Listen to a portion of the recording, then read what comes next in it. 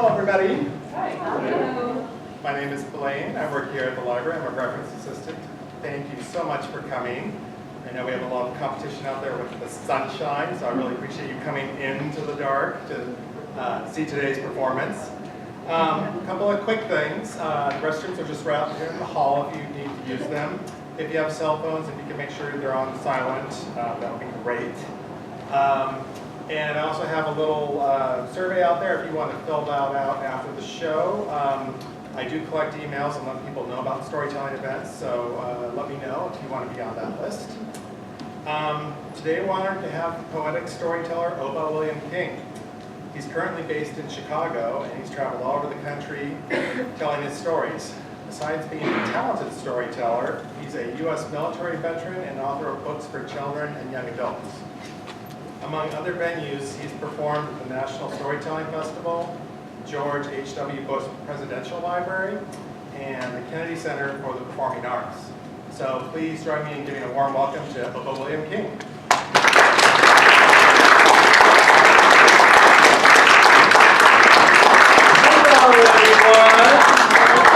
Hello to Beaverton, Oregon. This is my first time visiting you all. And I'm very, very, very happy to be here. Thank you very much. Such a beautiful city. Nice, warm people. Good, clean streets. Fresh, cold, clean drinking water running through the faucet. I like that. Thank you very much for coming out. We're just going to celebrate storytelling, and hopefully capture your attention by sharing my style, utilizing call and response. That's where I say the words and you say them back. I like to use one of the pieces introducing my drum. It is a djembe drum. Can you say djembe drum? Djembe drum. The djembe drum is the African instrument. Some call it the original instrument. The drum itself provides us with that rhythm like the heartbeat. 3 tones inside the drum. The primary tone is the bass. Then you have what is known as tone. Tone, bass tone, bass tone, bass tone, bass tone, and slap. Bass tone, slap. Bass tone, slap. Bass tone, slap. Bass tone, slap. Now I'll say the words, you say them back. We come from the water, living in the water. Go back to the water, turn the world around. Got that? It's a whole lot. Let's try it again. I'll say it again. Let's see if I can do it shorter. We come from the water. We come from the water, Living in the water. living in the water. Go back to the water. Go back to the water. Turn the world around. We come from the fire. We come from the fire, Living in the fire. living in the fire. Go back to the fire. Go back to the fire. Turn the world around. Turn the world around. I was born in Greenville, South Carolina. I'm the 3rd son in a family of 8 children. And being the 3rd boy, there's a certain amount of special care that you get because you're the 3rd one. And mom already had 2 boys, so they were pretty sure that I was going to be a girl. They had no way of knowing that, no ultrasound, no medical technology at all that could tell them what sex the child was going to be. But here I come, a little tiny screaming boy. My mother only had girls' names ready. My doctor's name was Dr. William Driscoll. I'm William Driscoll King. I grew up with that name being called Billy. You know, most of the time in life, Billy, that's just a nickname for William.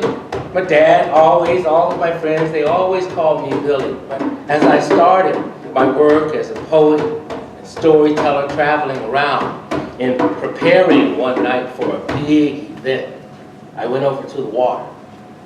The water is real important in my culture. You know, it's that water that we wade across in order to get to freedom. Remember that song?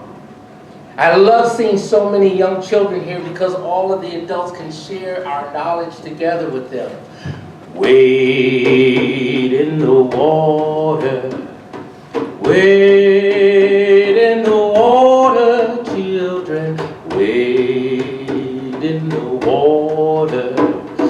God's gonna trouble the water. You say, wade in the water.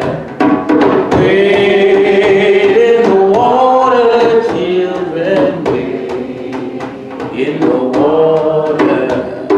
God's gonna trouble the water. Making my way over by the water is where I could relax. Just breathe in deep. Prepare myself for whatever was going to occur. On this particular night, I had just recently moved to Chicago, Illinois. Having been born in Greenville, South Carolina, raised in San Bernardino, California, by the time I finished military, went back home to San Bernardino, but to school up in Santa Barbara. While working in Santa Barbara and learning the techniques of a theater artist, I made my way to Chicago because of the Black Box Theater. In the Black Box Theater, you can create things. In the Black Box Theater, you can reach out and touch. Black Box Theater is just like storytelling because you can look at that audience, engage the audience, invite them in with you, break that fourth wall. So preparing for the show, I went over to the water and I just sat there, breathing. Now, I don't know how many of you all are aware of that great big old lake out there next to Chicago. That lake is almost as big as an ocean. And at times, as the water is pulling up and back, as those waves are rising and breaking right on the shore, that water begins to rumble. And if you're listening, you can hear sounds. And Billy King is sitting right next to the water, and all of a sudden I start to hear,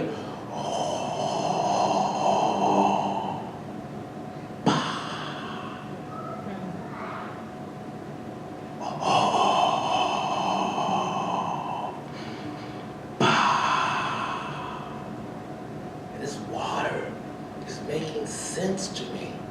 I'm watching those waves rise and fall, and as they break back, they uncover the rocks and the sticks and everything. I start to think that I'm hearing sounds. Maybe somebody's over there in the corner playing some kind of trick on me. I paid attention to what I heard, and I stood. I stood because I know about the history of the African people that jumped over the sides of those ships into the water.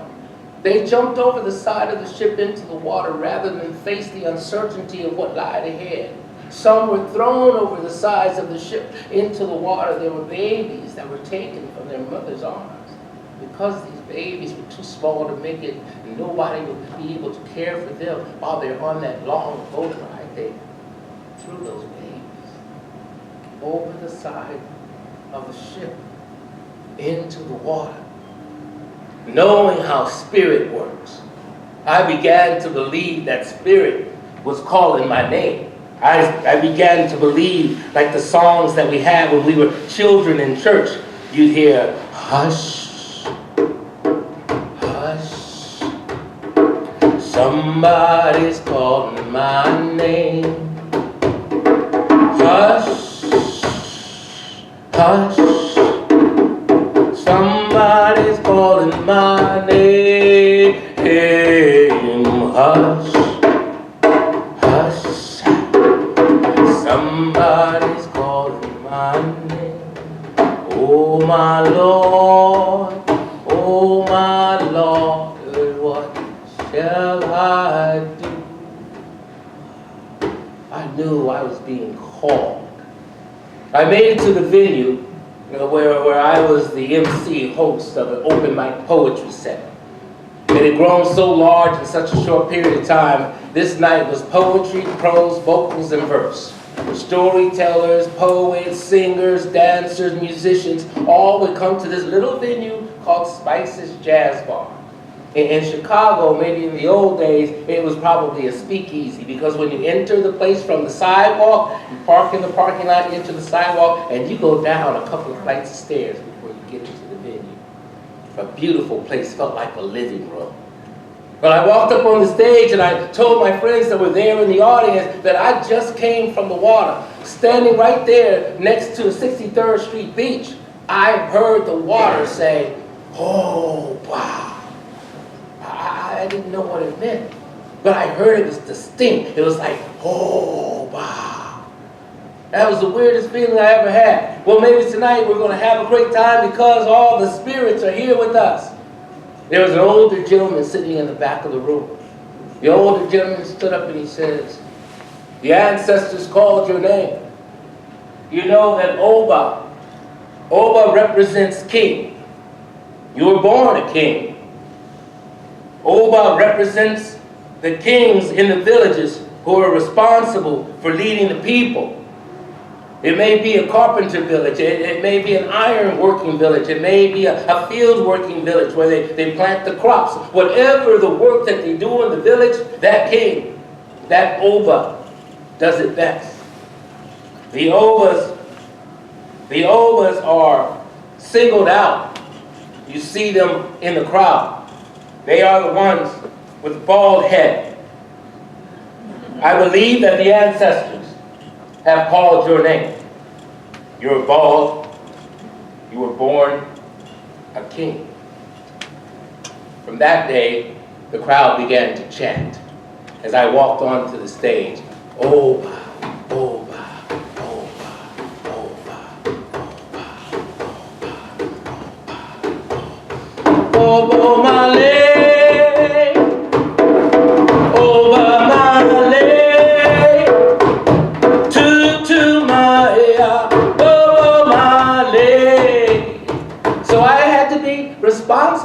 Responsible for guiding directions, responsible for teaching the young people our heritage and our culture. And I gladly took on the responsibility. And over the past 20 years, and that's what's taken me to Bermuda Island, back into Africa, into Benin, into the homeland, across and up and down the eastern seaboard, across the coast, North Carolina and South Carolina, where I was born, had the opportunity to go back to the place that I was born and present Denmark Vesey, the story of one of the rebels that led an insurrection against the conditions that society had at the time. So I, as a storyteller, am very happy that you invited me here, and happier still to see so many people right here celebrating with me. Clap your hands, everybody.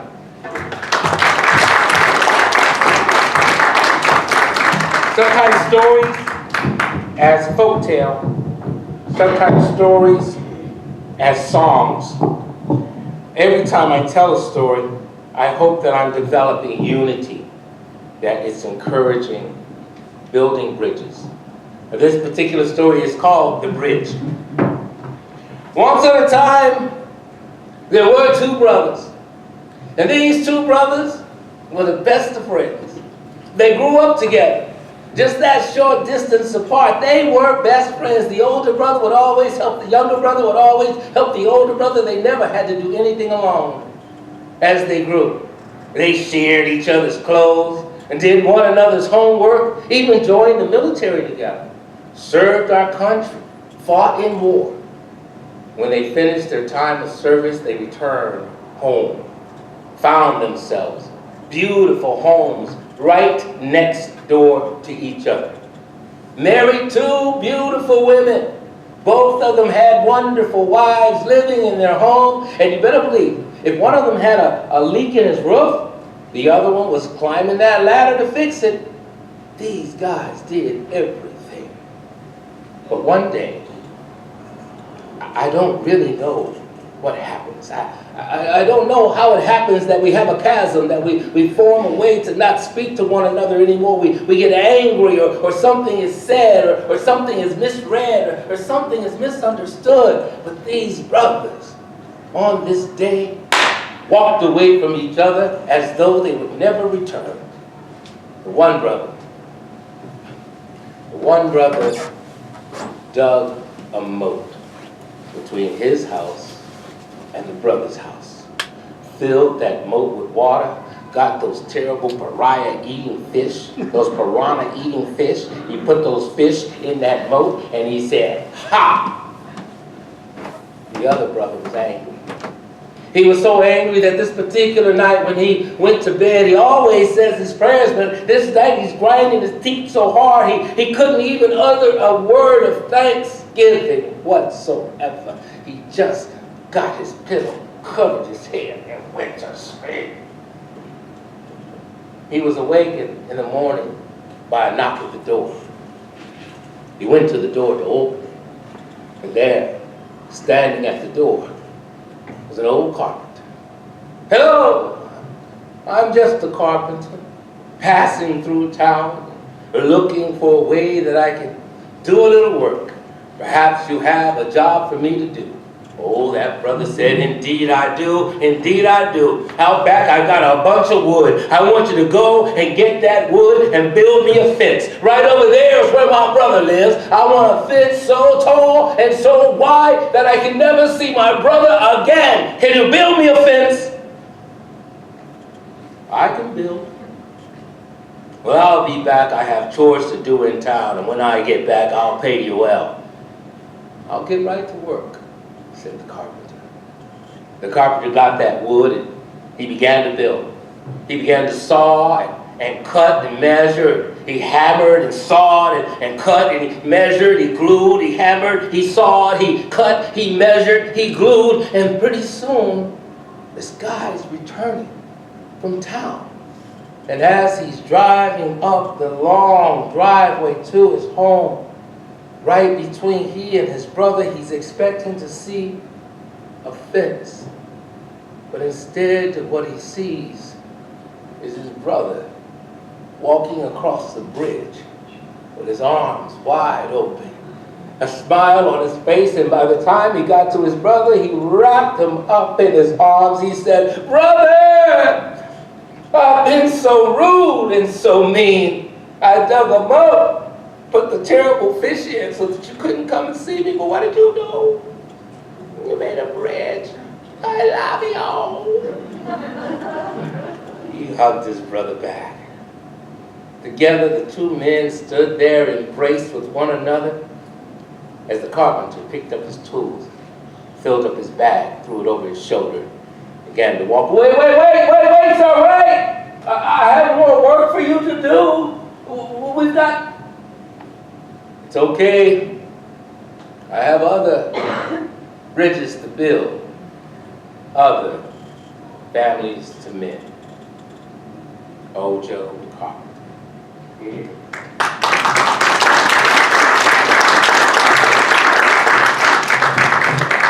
Okay, good. So, all right, we got enough children. Hello, children. Okay.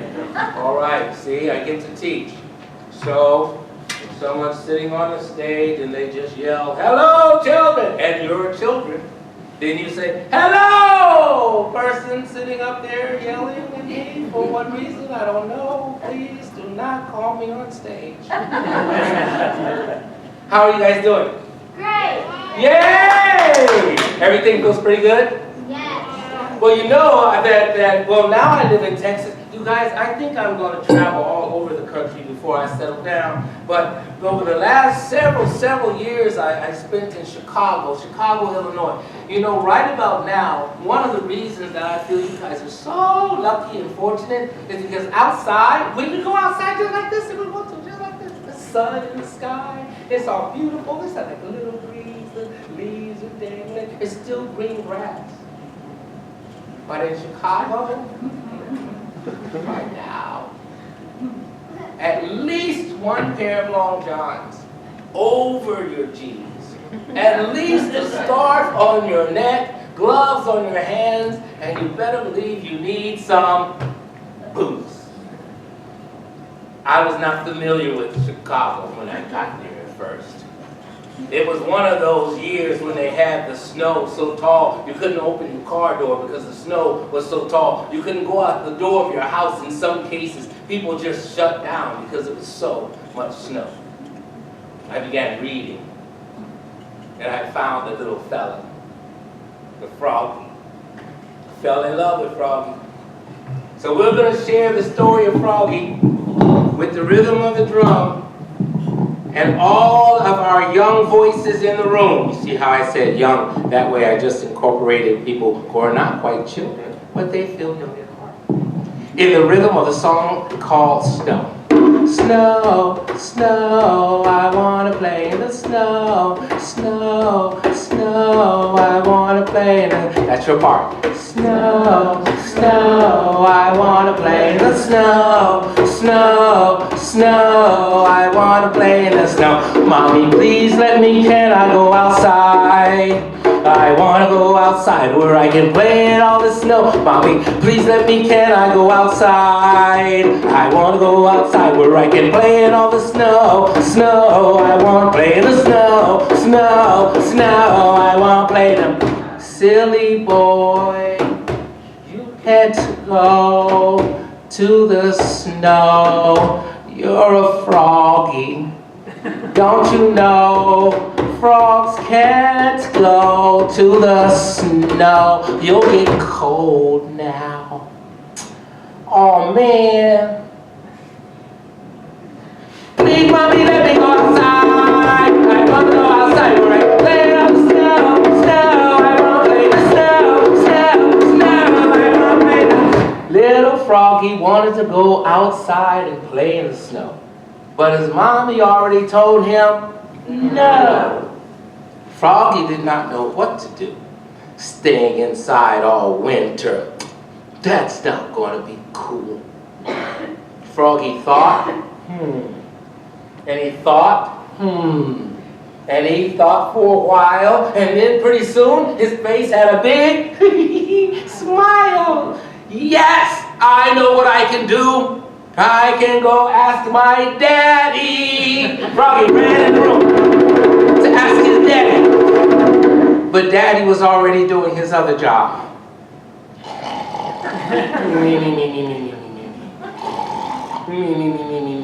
Daddy, daddy, daddy, daddy, daddy, daddy, daddy, daddy, daddy, daddy, daddy, daddy, daddy, daddy, daddy, daddy. What boy? Daddy, can I go outside and play this now? Boy, just go on, man. Go on out there. Okay. I finished my work. Froggy ran in the room. He opened up his dresser drawer. He opened up his closet. He got his hat. He got his gloves. He got his scarf. He got his shirt. He got his coat. He got his pants. He got his socks. He got his shoes. And he put them all on. And then he went outside into the snow. Snow. I want to play in the snow. Snow. Snow. I want to play in the snow. Snow. Snow. I want to play in the snow. Snow. Snow. Little Froggy was outside playing in the snow. He was having so much fun. He was making snow angels. He was throwing snowballs. He was throwing snowballs and making snow angels and having a great... And then he made a great big, gigantic, humongous snowman! And the doggy came by. And the doggy said, Hello, Froggy. "Hi, Mr. Dog. Oh, what you doing? It's just playing outside, having fun in the snow." Oh, what you making? I made it. It's mine. It's my snowman. Oh, be careful. Why? 'Cause yesterday I made myself a snowman as perfect as could be. I thought I'd keep it as a pet and let it sleep with me. I made it some pajamas a pillow for his head. But then last night he ran away, but first he wet the bed. He melted. Snell, Snell, I wanna play the Snell, Snell, Snell, Froggy.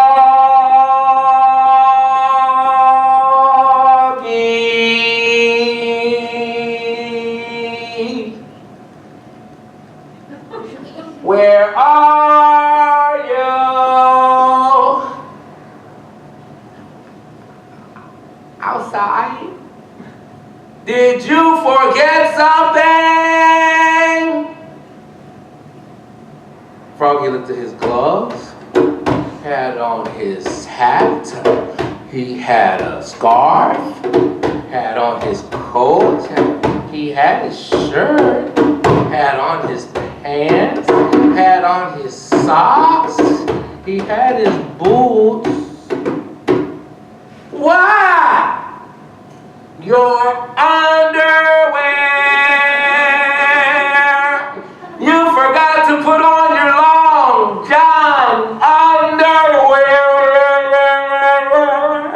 All of the animals were looking at Froggy. You don't have no underwear. You don't have no underwear. That little green Froggy, he turned all red. He ran in the house as fast as he took off his gloves, took off his hat, took off his scarf, took off his coat, took off his shirt, took off his boots, took off his socks, took off his pants.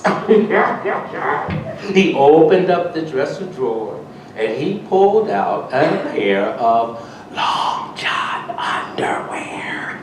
Then he put them on. He pulled them all the way up. He was trying to get dressed as fast as he could. He wanted to go back outside. He took his socks and put them on his ears. He took his shirt, he put them on his legs. He took his shoes, he had them on his nose. He was all discombobulated. You see, the snow was still falling. But so was Froggy. Snow. Snow, I want to play in the... Little Froggy fell asleep. His mommy came in the room and she took off all those outside clothes and she put on his inside clothes. She tucked him in, pulled on a blanket, gave him a pillow and a great big right on the forehead. You see, that's where Mommy wanted her baby Froggy to be. Safe and warm inside the house and not outside in the snow, snow, I wanna play in the snow, snow, snow, I wanna play.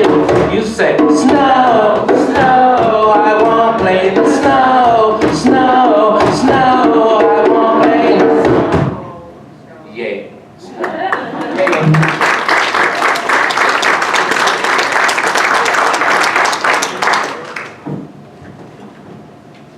Sometimes folktales, sometimes just personal stories about myself, or sometimes poetry. I started because of poetry. Listening to poetry by African American writers and sharing those poems. I was in school in Santa Barbara. My primary instructor was Kay Fulton. She was a dean of dance, and her best friend was Eleanor Fluellen. Eleanor Fluellen was the dean of the literary arts department, and she introduced me to the poetry and the writings of the African American authors, and she felt that my voice was going to be very important if I could learn to share these stories, learn to share their poems. And so I started sharing. One of them that's very important.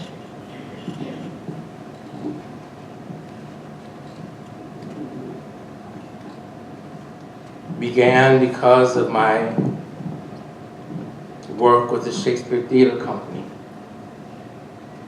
Not marble nor the gilded monuments of princes shall outlive this powerful rhyme. But you shall shine more bright in these contents than unswept stone besmeared with sluggish time.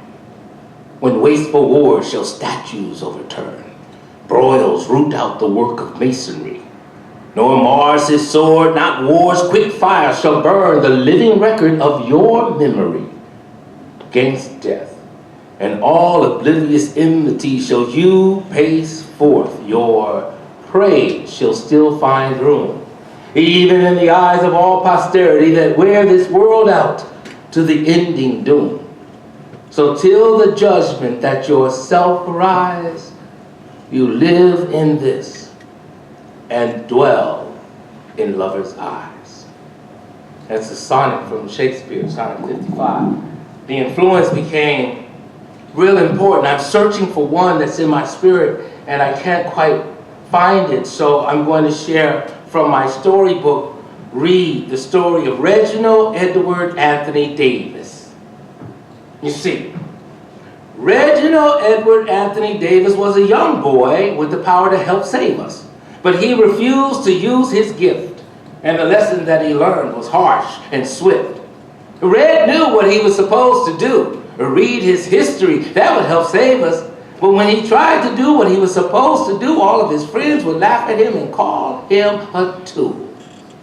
See, Reginald Edward Anthony Davis could read our history. That would help save us. If he kept a book up under his nose, he wouldn't be standing out there in Chicago cold, froze. It all started one bright and sunny day when all the kids wanted to go outside and play, and Red said, "I'll be back after I go read." But his friends laughed at him and called him a geek. He said, no, I have to follow my father's rule. They said, if you read, you can't be cool. Now, to please his friends, because his embarrassment rose, Red stopped reading, and that's when he froze. He got so cold, so cool, wouldn't you know, his eyes wouldn't blink and his blood wouldn't flow. Now, if you ask me, I say he doesn't have a clue, because if you don't read, that doesn't make you cool. Your life can become an empty wreck, like a ship on dry land, or a drummer without hands, or sleep with no dreams, like a bird with no wings. To spite your face, would you cut off your nose? That's what he did. And that's why he froze. But the truth be told, Red was my friend, so I thought, well, this is no way for your life to end, so I promised I would bring you a book every day. I brought him a book, and I would say, Reginald Edward Anthony Davis, you know you have the power to help save us. I'm going to stay right here no matter how long it takes. I'll stay right here until this spell breaks. Well, each